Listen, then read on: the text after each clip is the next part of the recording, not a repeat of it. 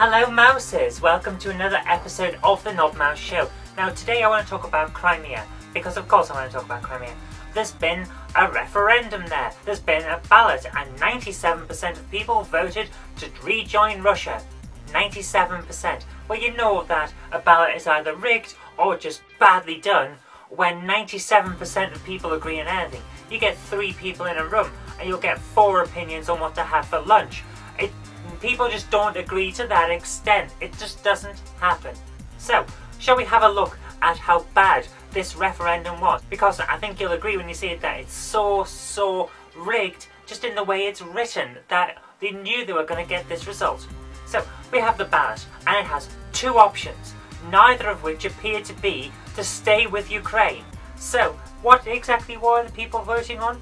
First of all, they had option 1, leave Ukraine and rejoin Russia. But if you didn't want that, you could have option 2, reinstate the 1992 Crimean Constitution. But of course the problem with that is the 1992 Crimean Constitution states that Crimea is an independent state. It was only amended later on to say that it was an autonomous region of Ukraine, so you either had leave and go to Russia or leave. My goodness, this is the worst written document since the hauler tried to get Captain Kirk to not shoot it by saying no kill I.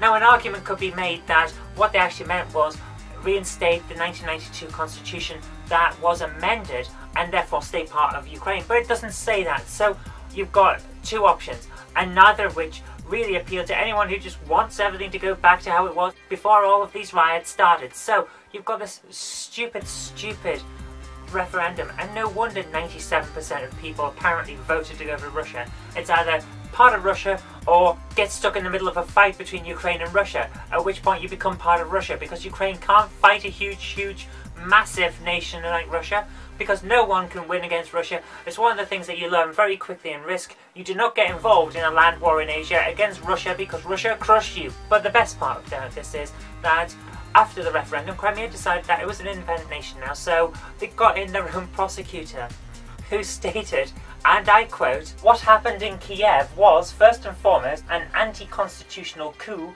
with an armed seizure of power." Now, I'm not sure if Natalia Poklonskaya, who is the person who is speaking there, the prosecutor of Crimea, has looked up what irony means, but when you're sitting there as the newly appointed prosecutor of a nation that didn't exist 10 minutes earlier because of armed coups, you really need to know what you're talking about. And it's like, my goodness, what?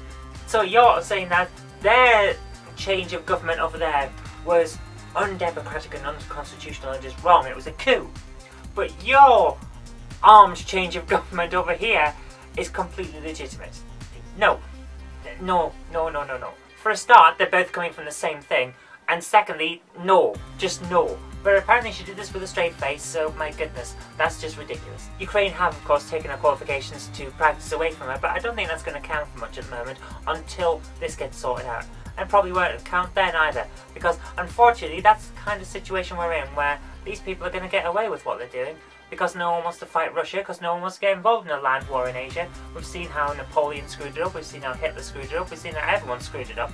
It just, no, you can't do it. So it does look an awful lot like Ukraine is going to lose a large part of its territory and Russia is just going to gobble it up and no one's going to do anything. Which is a bad thing to end this on, but unfortunately that seems to be the way of the world at the moment. I don't think it's right, I don't like it, but what can we do? Okay, anyway, thank you very much for watching. I hope you did like this, and if you did, remember to click the like button, share it with your friends so they can see what's been going on in the world as well, and do subscribe for future videos because there will be more in the future. But until next time, I've been Kirk-Robinson, you've been watching the Knob Mouse Show, and I'll see you tomorrow.